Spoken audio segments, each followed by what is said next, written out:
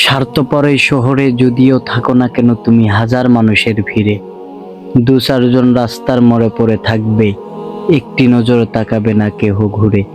কে বলেছে মানবতা আছে? আবেগ বিবেক মানবতা সবকিছুই বন্দী হয়ে আছে ওই চার দেয়ালের মাঝে।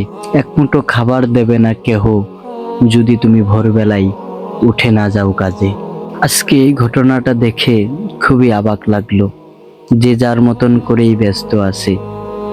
এই মানুষটার 2-4 টাকা 5 টাকা যে যার মতন করেই দিয়ে যাচ্ছে, কিন্তু এই মানুষটা খাওয়ার জন্য ছটফট করতেছে, কেউ তাকে খাবার কিনে দিচ্ছে না।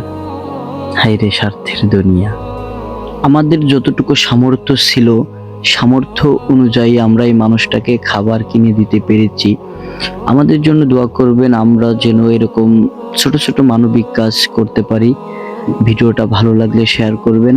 ধন্যবাদ সবাইকে।